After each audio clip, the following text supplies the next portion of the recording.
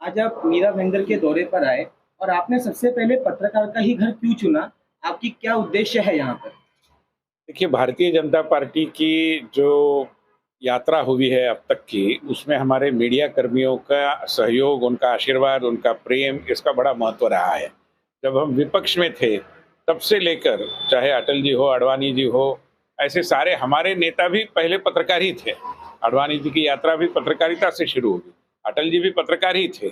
और हमारे आज के भी कई नेता, आज के हमारे माननीय प्रधानमंत्री जी भी एक अच्छे लेखक, कवि और समाचार पत्रों में लिखने वाले ऐसे कार्यकर्ता के नाते नीचे से ऊपर तक आए हैं।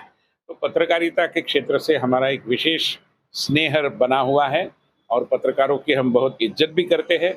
अगर वो आलोचना करते हैं तो उसको भी हम बहुत गंभीरता से लेते हैं और इसलिए हमने सोचा कि यहाँ के एक वरिष्ठ ज्येष्ठ पत्रकार है, उनके घर से हम यात्रा का प्रारंभ करें और मीरा भाईंदर के विकास के बारे में उनकी जो विजन है उसको हम समझे। मुझे पूरा यकीन है कि उन्होंने जो हमें आज आगत स्वागत भी किया, मगर उनका सहयोग, मार्गदर्शन और आशीर्वाद भी हमें मिलता रहे। तो मीरा भाईंदर के लोगों की आपसे संपर्क कर रहे हैं, क्या लग रहा है आपको? मीरा भाईंदर की फिजाओं में क्या महसूस हो रहा है? देखिए, मीरा भाईंदर एक बहुत तीव्र गति से विकसित हुआ शहर है और जो गति से विकसित होता शहर है उसको अपनी पहचान को भी बरकरार रखना बहुत जरूरी है। शहर की भी एक पहचान होती है। मुंबई की छाया में जितने शहर आते हैं, चाहे ठाणे हो, मीरा भाईंदर हो, नवी मुंबई हो, उनकी भी अपनी एक पहचान है, उनका भी अपना एक तजुर्बा है और उसको हमें पुनः एक दृष्टि से और ऊर्जा देनी जरूरी है और उसका विकास करना जरूरी है। अन्यथा लोग केवल मुंबई महानगर को जानते हैं, मगर मुंबई महानगर की जो इज्जत है, उसकी जो प्रतिष्ठा है, उसके पीछे मुंबई महानगर से सटे हुए इन नगरों के नागरिकों का परिश्रम है, योगदान है। वो दिन भर मुंबई की सेवा करते हैं और रात में मीरा भाईंदर, ठाणे और नवी मुंबई आते हैं, तो इनके योगदान को हम कम नहीं आंक सकते। और इसलिए मीरा भाईंदर का विकास सांस्कृतिक दृष्टि से, मीरा भाईंदर की पहचान सामाजिक दृष्टि से, इसको फिर एक बार पुनः स्थापित करना जरूरी है और मैं मानता हूं कि उस काम में पत्रकारों और समाज के बुद्धिजीवियों का सहयोग भी बहुत आवश्यक है। मीरा भाईंदर की राजनीति आपका क्या सहयोग रहेगा? देखिए, राजनीति में तो हम है ही, तो उसमें राजनीति में से भी अब ज्यादातर प्रधानमंत्री जी के नेतृत्व में हम तो एक विकास नीति अपना रहे हैं।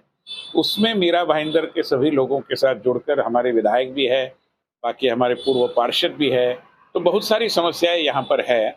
उन समस्याओं का निपटारा हो, उन समस्याओं पर इलाज ढूंढा जाए और इस शहर को सभी तरीके से स्वास्थ्य लाभ हो, प्रदूषण हो, सामाजिक प्रदूषण हो, जो ट्रैफिक की समस्या है उनसे निजात पाने की बात हो, इन सारे विषयों पर ध्यान देना हम मानते हैं कि आवश्यक है, हमारा कर्तव्य है। केंद्र और राज्य सरकार की जो योजनाएं हैं तो आम लाभार्थियों को मिली है, तो लाभार्थियों तक भी आपको जाने का अवसर मिलता है, तो आपको लाभार्थियों से क्या प्रतिशत मिलता है?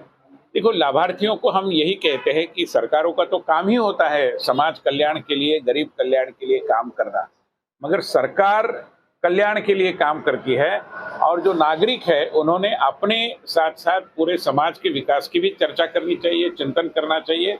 और इस यात्रा में एक दृष्टि से जिनके कारण ये सारा प्रारंभ हो रहा है, वो सरकार को भी सहयोग देना चाहिए और सरकार और नागरिक समन्वय के आधार पर ही हम देश को तरक्की के रास्ते ले जा सकते हैं। पब्लिक प्राइवेट पार्टनरशिप का बड़ा महत्व है और ये जो भागीदारी है, जन भागीदारी, उस पर हमारा बल होने के कारण, माननीय प्रधानमंत्री का भी निर्देश होने के कारण, हम ऐसे लाभार्थियों को एक दृष्टि से हमारे विकास के सहयोगी मानते हैं।